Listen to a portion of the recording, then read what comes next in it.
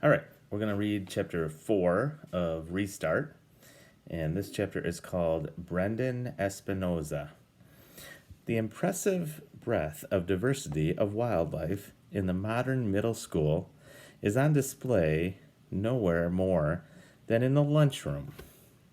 Here we see the species Cheerleaderus maximus grazing in her native habitat, the salad bar. I focus on Brittany Vandervelde and Letitia Butts as they make their delicate selection of lettuce, cucumber, and tomato slices. As I shoot, I balance the flip cam on my forearm to keep it steady. Everything looks better on YouTube when the camera work isn't all jumpy. A longing glance in the direction of the pizza table, I continue my narration. But alas, it is not to be. For cheerleaderess, this meal is garnished with a radish rose and fat-free dressing. And wait, I pull back the shot to include Jordan McDaniel heading out of the food line with a heavy laden tray. Could it be? Yes, a rare Clumsius Faldownius weaving his way to the nearest table. You can do it, Clumnius. Uh-oh, there goes the soup. And that orange rolling across the floor? Oh man, this stuff writes itself. Who needs a script when you've got real life? And now we leave the relative safety of the food line and venture into the lion's den. I go on, panning over to the corner table where Aaron Heckerman and Bear and some of their football buddies are eating too much and laughing too loud. This is the land of the carnivores, where lesser animals fear to tread. Don't I know it? I'm filming on maximum zoom, even though it's bound to be a little blurry. I sure don't intend to go any closer and get fed to my own video camera. But where's their leader? The apex predator. Could that be him? Paying for a pack of Fig Newtons at the register? Yes, it is. The king of beasts. Footballius herois. His thunderous footsteps striking terror in the hearts of all creatures great and small. Watch him make his majestic way to... As I pan my flip cam to follow Chase Ambrose's path to his football buddies, he disappears from the frame. I frown. He's not going over there. He's headed to somewhere else. I get him back into the shot and struggle to continue my voiceover. But wait, Mighty Footballius has changed direction. He's taking his mighty self to a different table. For reasons known only to his supreme mightiness, he's coming. Oh my God, he's coming here. I whip the camera away fast enough to leave a trail of burnt air hanging in the cafeteria. He's right opposite of me, larger than life, holding his tray over my table. Why is Chase Ambrose coming anywhere near lowly me?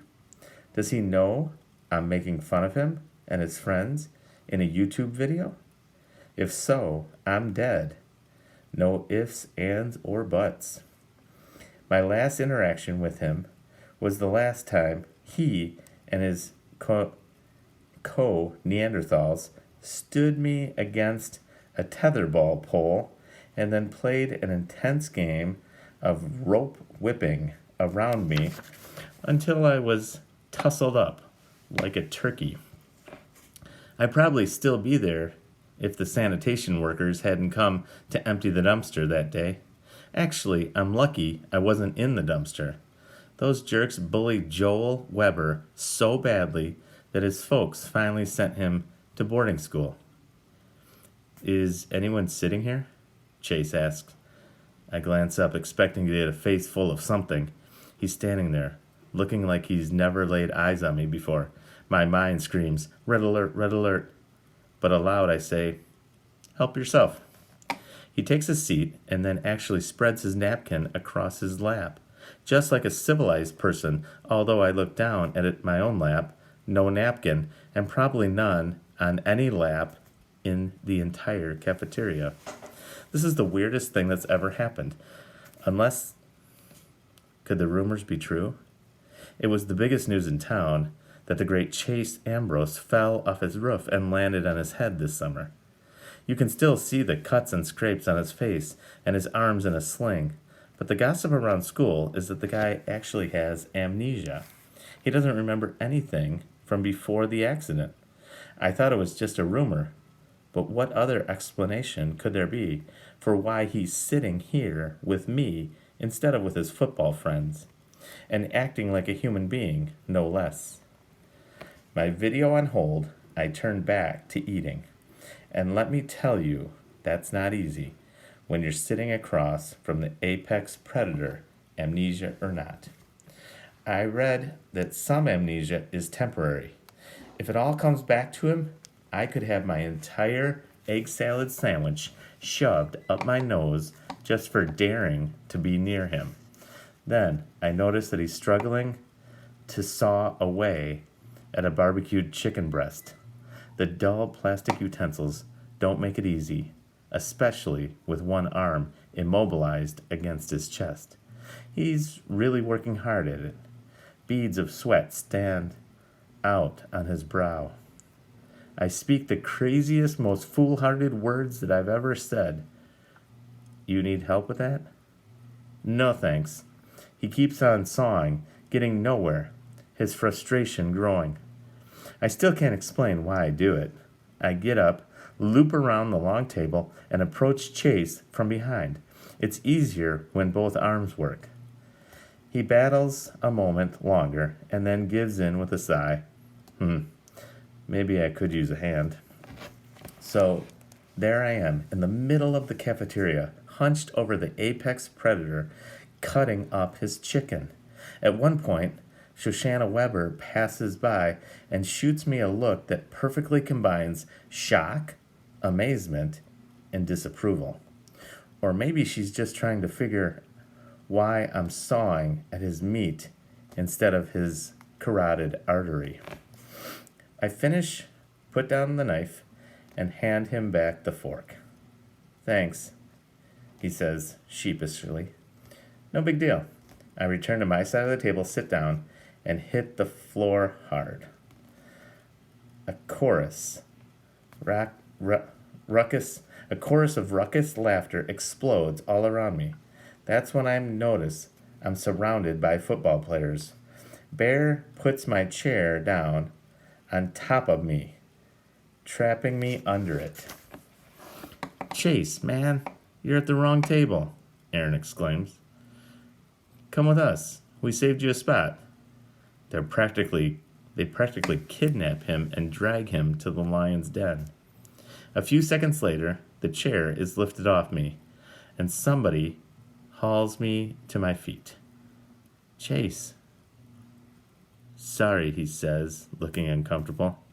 Come on, man, over here. Comes a volley of shouts. He hesitates. They're your teammates and your best friends, I tell him, because maybe he doesn't remember. Right. If I didn't know better, I'd think he wasn't that thrilled with the idea. Back in my seat, I take out my camera and realize that the video has been running the whole time. There's no picture, obviously, but the audio is all there. I might listen to it later, just to prove to myself that I had a close encounter with Chase Ambrose and lived to tell the tale.